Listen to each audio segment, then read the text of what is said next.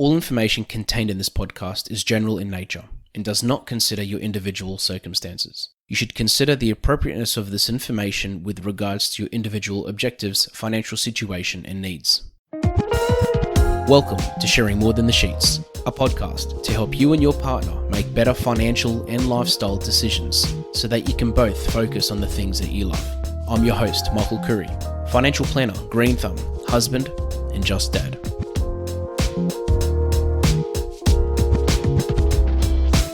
This episode is part of a series where I interview experts on various areas around mental health. If you or someone you know is in crisis and needs help now, call 000 Lifeline on 13 11 14 or Beyond Blue on 1300 22 46 36 anytime for support and advice. Stress is something that we experience on a regular basis. Sometimes it's very minute and we just pass on and sometimes don't even realize we're feeling stressed, and sometimes it can have a serious toll on our days. Today I've invited Laura McVeigh, who is a provider at the Australian Counselling Service, to talk to us about this topic, because as a counsellor, she is probably one of the most qualified people to discuss the topic of stress. And Laura, thank you so much for joining us. You're very welcome. It's before I jump into stress, and I've got so many questions I want to ask you. Can you maybe give us a bit of a background about yourself? Because I know you're not just a counsellor, and you do a few other things. I do. I've got a bit of a mixed background. I'm a Reiki master. I'm previously qualified as a remedial massage therapist. I've toyed with some hypnosis, but really counselling and giving people the space to sort out their problems in a supportive environment has turned out to be my passion. But I find all the other information I've learned along the way really does help to support the counselling service. So I'm very excited to pitch in with that. Yeah, no, and would I be right in saying that stress is something that, we all experience on a day-to-day basis here and there, but obviously it can be more serious in certain circumstances. But before we even answer that question, can you explain what stress actually is? Because I'm sure we all have our own versions of stress. Yes, of course. And there's actually a really interesting quote that I think might help clarify a bit of stress. It's been floating around and I'm not quite sure who to attribute it to, but the same boiling water that softens the potato hardens the egg. And stress is similar to that. We all experience that boiling water or our stress daily, and it can be chronic, it can be acute. We generally feel like this when we're responding to a threat or feeling under pressure in a situation where we can't control it. And the way we respond is a very personal experience. We may just cruise through and be, we're fine, I'll just go for a run, it'll be okay. All the way through to trauma, where you really do need to be seeing a mental health professional. Yeah, wow. And also in your experience, what would you say is, would you say that if somebody is under some serious stress, that it's something that they realize they are going through at that time? Or could it be something that they don't even realize that it's there? Quite often people don't realize it's there. So when you start to think about, for example, if you're a member of society dealing with a natural disaster or a terror attack or something quite big like a pandemic, there's a tendency to just get on with it because everyone is suffering, we're all going through this.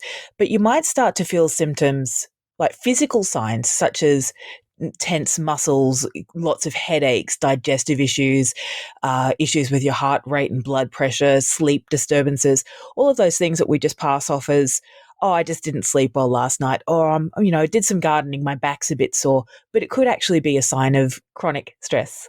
And also when it comes to, if someone's in a situation and they've literally just realized that that stress is really getting to them, and that they need to work out some ways of sort of, of dealing with that immediately. Are there some tips that you'd give, even from personal experience or from a professional experience, that would help somebody sort of deal with that? Absolutely. One of the first things I'd suggest doing is realizing that there's nothing wrong with stress. Some stress is good, and that stress response is a sign that something is causing, keep saying stress, don't I? That stress, it's just a sign that maybe something is wrong or it's causing you some problems, and that's really just a sign to change something. But then we get into the nitty-gritty of it, where there are two different ways this could go. you can get rid of the stressor. So, for example, you're in a sports team and they're putting you under a lot more pressure than you expected to come to meetings every day of the week and do lots of fundraising that you weren't expecting. That can cause pressure, but you've got the option to leave that sports team. So that's option one. Option two is where you can't get rid of that stressor. For example, you're under financial pressure, or you're in a natural disaster area, or you've got lots of house repairs that are happening. They're not the sort of situations that you can just say, you know what, I'm done, I'm leaving. And then you need to learn how to manage that stress. And I think a lot of people don't realize as well that different things work on different days. So if we talk about some of the best management techniques, they don't always work all the time. For example, some days the gold standard for stress management is to move. So go for a walk, a run, do some dancing, move your body and really get that adrenaline and cortisol out of your body.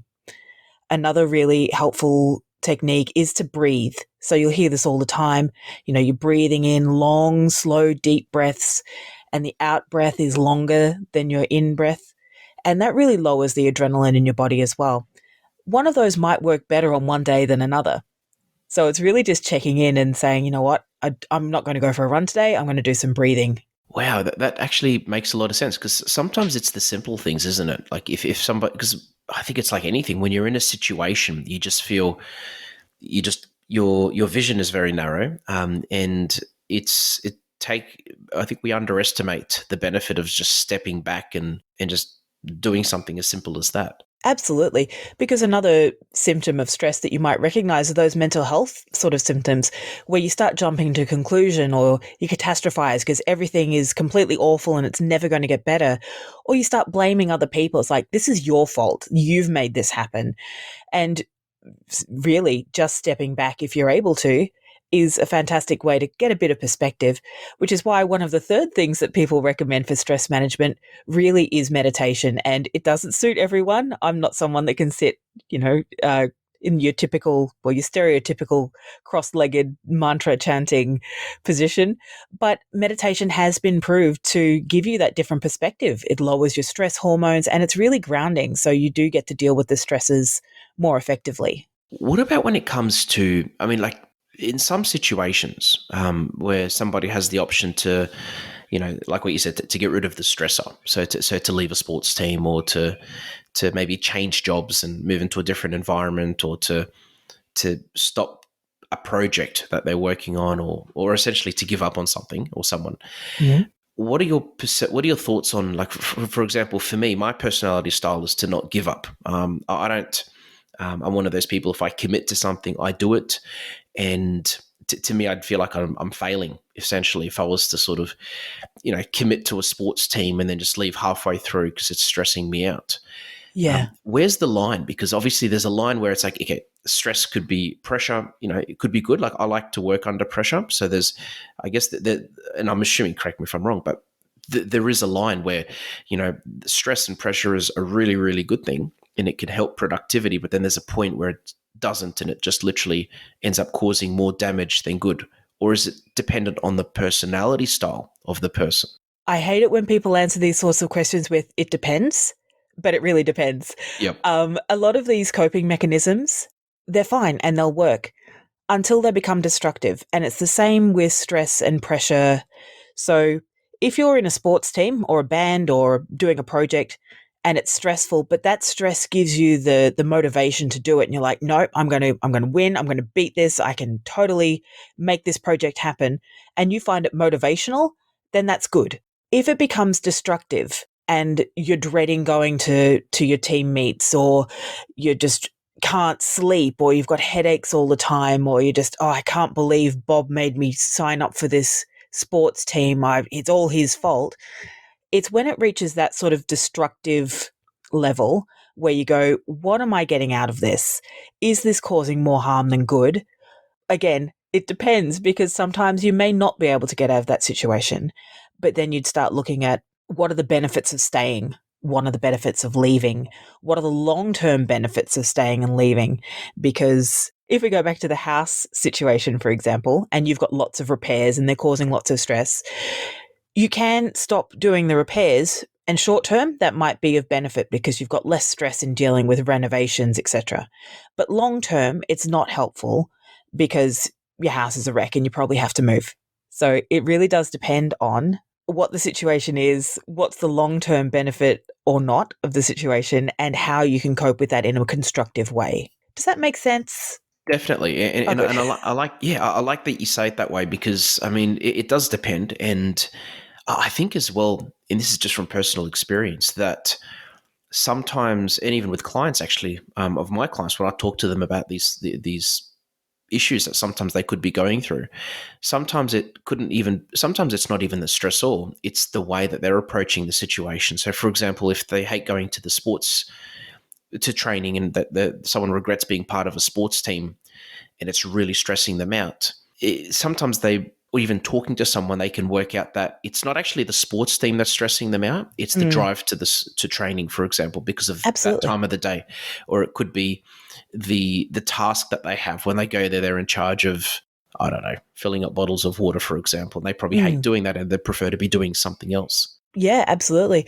So talking it out often is helpful to, you know, actually figure out what the problem is because it's easy to lump it together and say, I hate sport, I don't want to be in a sports team, when really you find the drive stressful, as you say. Or sometimes it could be that coach. And maybe you should be part of a Exactly. sports team, but you need a different coach. Definitely. And it's really interesting because one of the other stress management techniques suggested is to have a friendly, positive social interaction because it reminds us that the world is safe. So you might go and have a quick chat with a coworker or a member of that sports team.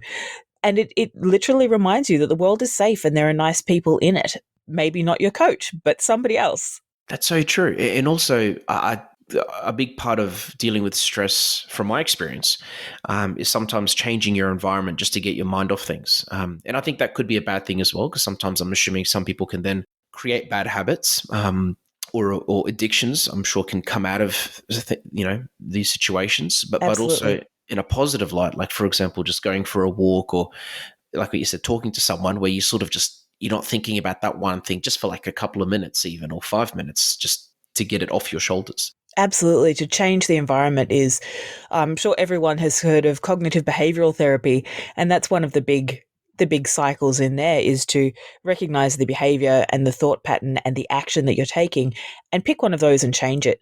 So if you find that you've just come out of a work meeting and it was really high stress, you can change that environment and go for a walk. And some studies recently have shown that being in nature, even for 15, 20 minutes at a time, is very effective for lowering stress hormones in the body. Actually, that's true. Can we? I'm not sure if you know much about that side of things, but I read this paper once that said that something like the smell of fresh grass being cut, and all these things in the environment, that they literally have an effect on, like, it all comes down to neuroscience. Like, literally, the brain reacts differently to certain smells and the feeling of certain things in the environment. Yeah, absolutely. You'll find, I believe it's the amygdala. So, the amygdala in the brain is the lizard part of the brain that tries to keep us safe. So, that's where that flight, fight, freeze, fawn response comes in. And it senses a problem, whether it's a giant thing like there's a tsunami, or there's a small thing like, oh no, I don't want to go to this sports team. And it immediately lights up the nervous system to try and keep us safe. So a lot of these stress responses, we're literally trying to hack the amygdala and tell it we're safe. You can lower the adrenaline, you can lower our cortisol. It's safe for us to rest. And with the amygdala as well, and this is, I listened to a presentation once and somebody was talking about this, so please let me know if I've explained this wrong. And I know this neuroscience is probably not your area of expertise. Well out of my area, but still fascinating. It's apparently, this is why a lot of people get sick when they go on holidays, because if they're working in a stressful environment where their amygdala is always in overdrive and it's always in that defensive mode, and their body just gets used to that. The second they go on a 1 week break and they literally just relax, then their guard essentially drops down, and that apparently does something to the immune system, where the immune system just relaxes way back and suddenly isn't as active anymore. And Yeah. yeah, Yeah, that's what it's a lot of people literally say. They not get as sick when they go effective. on holidays. Absolutely. Yeah. It's a bizarre phenomenon, isn't it?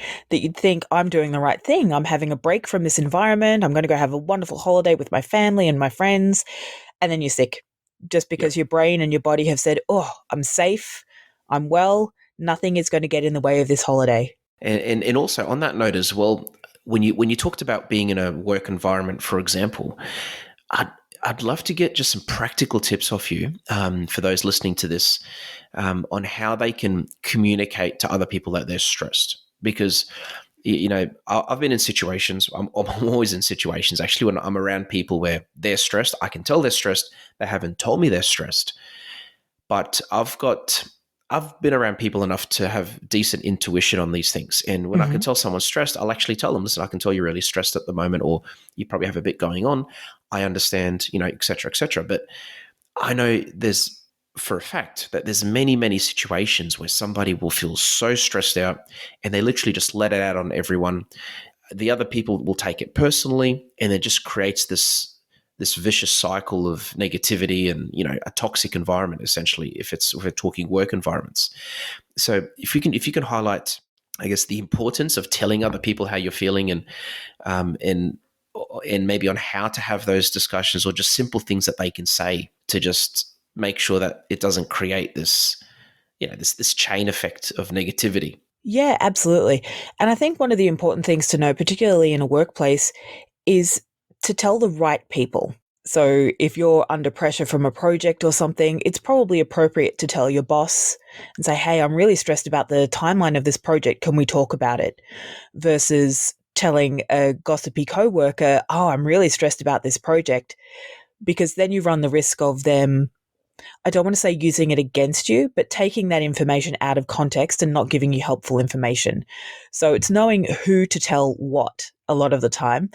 And go back to some of these stress management techniques first. So if you can go outside for 5 minutes, go make a coffee, have a quick chat with a loved one on the phone, something to get yourself out of that stressful situation so you can go back into it with a bit more distance and perspective, and then say, right, this coworker's behavior has caused me some stress. Who is the best person to talk to about this? Or this project is causing me stress. Who do I need to talk to about managing that better? That's such a good point, because our automatic reaction in these situations would be to tell the person next to us, "Oh, this is really stressing me out," or Yeah, did you hear what that person just said? I can't believe they said that. But that's not helpful. no, no, and even like complaining about someone, or literally gossip, and then you're right, it creates this even more negative environment, and then the person that can actually make the change or to help the situation doesn't even know what's going on. Absolutely. And if you're telling the wrong people and then nothing changes, maybe you'll just sit there wallowing in this horrible workplace environment where nothing is changing, nothing's getting better, the stress is feeling worse and worse, when all it is you need to create some distance for yourself, decide what you need out of the situation, and then approach the appropriate people. Yeah. Well, so really telling someone that cares. Yeah, pretty Not that much. your coworker doesn't care, but No, that no, they of care course about not. different things than what your boss would, can actually make a change, or the manager can. Yeah, absolutely. I remember being in a situation well before I was in counselling. It was a fairly competitive corporate environment, and I was really struggling with this project. So I thought the lady who was my semi unofficial mentor, I had a quick chat with her and said, oh, geez, this project, oh, they're expecting a lot. I'm not sure I can do it. She and I thought, oh, my supportive coworker, this is great. I'm going to get some good advice. And she said, oh, hun, just go have a coffee, come back, we'll sort it out. While I was off having my little distancing break, she went to my boss, told him that I was completely incompetent and the project was taken from me, which caused so much more stress, when what I should have done in the first place was go to my boss and say, hey, I'm worried that this project has created some unrealistic expectations and that's causing me a bit of stress. Can we talk about this? And I think with all that, it comes down to training yourself to deal with stress, doesn't it? Because it's like those that work in, I mean, we always hear the word high performance individuals, but Mm, basically people that regularly work in stressful environments, they normally are better at it. I'm assuming, I'm sure a lot of it comes down to their personality style and so many other things, but a big part of it would be is that they're used to being in that environment. And if somebody isn't, it's harder. So, and those that are used to being in stressful environments probably have their own techniques and ways that they've developed over the years that probably help them to get through those certain situations. Absolutely. And it does, you're right, it does come down to personalities as well. Some people do thrive in that really fast paced environment where they're under a lot of pressure. Who knows what that's doing to their body in terms of stress hormones, but they thrive in that environment. And if if it's not destructive to them, and if their coping methods aren't destructive, then go for it if they're thriving. Other people don't thrive in that environment and it's harder for them to cope. So that horrible phrase, it depends. It really just depends on the person and how they manage and the situation that they're in. Yeah. And also, who can someone see? So if somebody feels like they need help with stress and that they want to seek help externally, what are some of the, some resources that you'd recommend, whether it's an online website or a person they should talk to? Not a person in particular, but I guess the type of people to look out for, and probably the type of people to maybe not go to first. And I know you're going to say it depends. Yeah. I am. I'm going to say it depends, and I'm so sorry. That's the title of this episode: stress management. It depends. It depends. If you're feeling low, I don't mean to diminish it, but if we're talking about a low stress situation, sometimes just talking to a friend and getting that reassurance from someone who loves you or cares about you, that can be enough. If we're talking very high-end significant trauma, then that person probably needs to go and see a mental health professional, and they can start by probably going to their general practitioner and talking about getting a mental health care plan if they're ready for that, and they'll be referred to the appropriate psychiatrist or psychologist for really traumatic work. Having said that, counsellors are a really good in-between point, but they can also deal with some traumas and they can also deal with lower end of the scale as well. So really, it depends on the person and what style they like. Some people like a really directive, we're going to do this exercise and we're going to do X, Y, Z. And some people just need to come in and talk to someone, get it all off their chest, and then start saying, what do I need to do next? How can I manage the next steps? So your GP and a mental health care plan is a really good option. Contacting a counsellor in your area is another really good option. I always vote for that one because as a counsellor, I can see the benefits.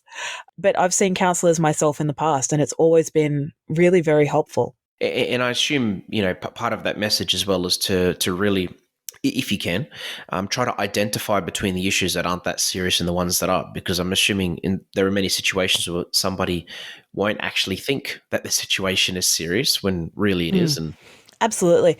And I'm not sure, everyone's heard of the spoons theory for dealing with chronic illness and the energy that expends.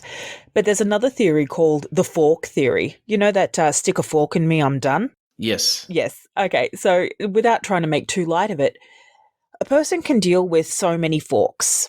And I think it's probably very much a pun on the other F word. So some forks are big, some are small, but everyone has a different level of tolerance. So you might have your house rates are due and your kid has a cold and you've got a new project at work, and that you might be fine with coping with all of those, but then you stub your toe and that's too many forks. So the variety and the bigness or the largeness of the issue, it all comes together. Some people might be able to cope with one tiny thing versus somebody else that can cope with 17 big things. And it is very personal how somebody copes and manages with those and what sort of resources they have available to them to help. Yeah, that makes a lot of sense, Laura. That makes so much sense. Yeah. Yeah, I wasn't sure if I should include that because a lot of people don't like the levity of that, but some people can cope with I hear about some stories and I think, how are you still standing? And other people, it's the smallest thing and they can't cope. Yes, of course. And there's literally no right or wrong scenario. It's just that we're all different. Absolutely. Yeah. And Laura, if anybody wanted to get in contact with you, what would you say would be the best way for them to do that? To get in contact with me, the best way at the moment is via email. So that's lauramcveigh.counselling@gmail.com. And what I'll do is I'll put your email in the description of this episode as well, so that people that would be great. Find it easier. And lastly, Laura, I like to finish off our episodes with a dad joke. Oh, I love dad jokes. I'm excited for this. What is faster, a hot or a cold? A cold? It's a hot because you can catch a cold.